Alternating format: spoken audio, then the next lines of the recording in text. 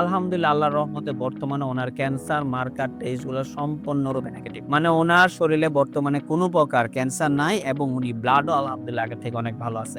এমত অবস্থায় আপনার রোগী কি শারীরিক, মানসিক সব দিক থেকে আলহামদুলিল্লাহ ভালো আছে? আলহামদুলিল্লাহ সব দিকেই ঠিক। সব দিকে ভালো। ওনার খাওয়া-দাওয়া, খাওয়া-দাওয়া ঘুম, প্রস্রাব, পায়খানা সব আলহামদুলিল্লাহ ওকে। সব আলহামদুলিল্লাহ ভালো। আসসালামু আলাইকুম ওয়া রাহমাতুল্লাহি ওয়া বারাকাতুহু। আমি doctor Mohammad Aslam, DHMH, BHP Dhaka, BHMH on course Dhaka বিশ্ববিদ্যালয়। বর্তমানে বিশ্বনন্দিত ক্যান্সার চিকিৎসক অধ্যক্ষ ডক্টর এস এম সারোয়ার স্যারের চেম্বার গণস্বাস্থ্য হোমিওতে ক্যান্সার চিকিৎসক হিসেবে নিয়োজিত আছি। আল্লাহর রহমতে আমি আপনাদেরকে আজকে পরিচয় করিয়ে দিতে যাচ্ছি এমনই একটা পেশেন্টের সাথে যিনি আল্লাহর রহমতে ক্যান্সার রোগ থেকে সম্পূর্ণরূপে আরোগ্য হয়েছেন। চলুন আমরা সরাসরি ওনার কাছে চলে যাচ্ছি। আসসালামু আলাইকুম। ভাইজান কেমন আছেন আপনি? আলহামদুলিল্লাহ। ভাইজান নাম কি আপনার? আমার নাম মোহাম্মদ পন্নু মিয়া। মোহাম্মদ পন্নু মিয়া। আপনার গ্রাম কোথায় ভাই? গ্রাম হলো দড়িকুশলী, আর ইউনিয়ন? বল্লা, বল্লা ইউনিয়ন। থানা কোনটা? কালিহাত, আর জেলা? টাঙ্গাইল, টাঙ্গাইল জেলা। আচ্ছা। আপনার বাবার নাম কি? মুজিবুর রহমান, মায়ের নাম? খুদেজা বেগম, খুদেজা বেগম। আপনার বোনের নাম কি? জায়দা। জায়েদা। জায়েদা আপনার কি বিয়ে হয়ে গেছে?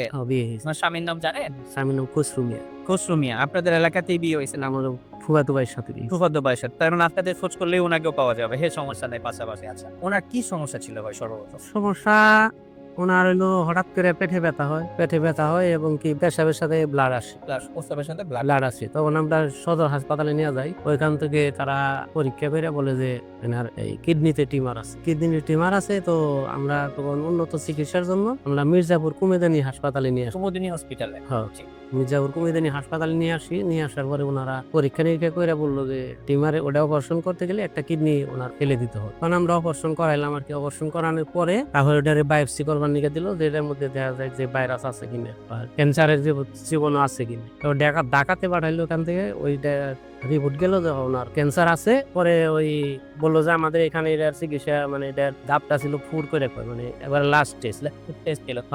লাস্ট টেস্ট বললো যে আমাদের এখানে এটার চিকিৎসা হবে না, আপনারা ওই এই মহাখালীতে যাও। মহাখালী ক্যান্সার হাসপাতালে। পরে আমরা ওনারে নিয়ে আসলাম, আমার বোনের মহাখালী হাসপাতালে নিয়ে আসলাম। মানে অপারেশনের পরবর্তীতে মহাকালী নিধি।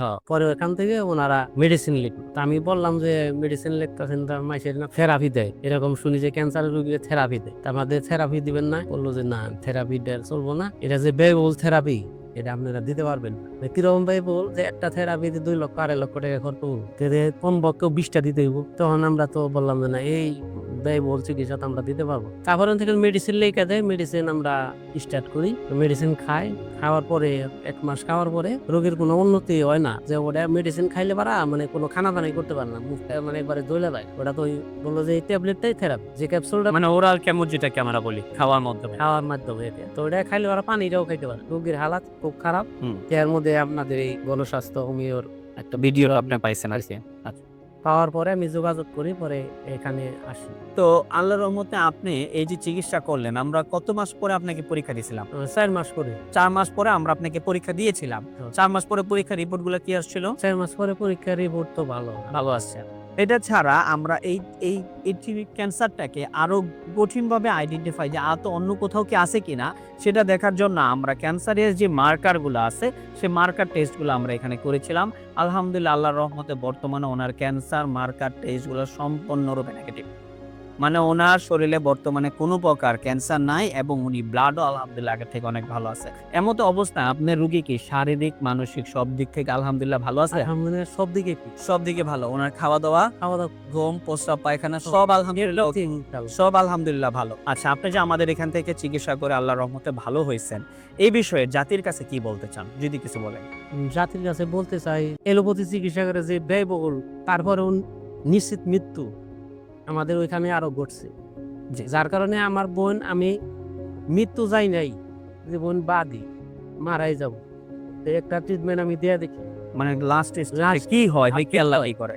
এত হায়াত না থাকলে তো পৃথিবীর কেউ বাঁচাইতে পারবো না। কেউ বাঁচাইতে পারবো? না পারবো না। যার কারণে আমি এখানে আসি, গণস্বাস্থ্য হোমিওতে আসি। ওষুধ খাওয়ার পরে আল্লাহর রহমতে বর্তমানে খুবই ভালো রেজাল্ট, খুবই ভালো। আমরা সারা বাংলাদেশের মানুষকে বলবো, যাদের এই সমস্যা আছে তারা এই গণস্বাস্থ্য হোমিওতে যোগাযোগ করবেন এবং এখান থেকে মেডিসিন নেয়। যেভাবে তারা বলে, এখানে যেভাবে তারা লেখা দেয়, ওইভাবে নিয়মিত যদি আপনি খাইতে পারেন, ইনশাল্লাহ, যেহেতু আমার বোনের চিকিৎসা হয়েছে, ভালো হয়েছে, আপনাদেরও আল্লাহ ভালো করুন।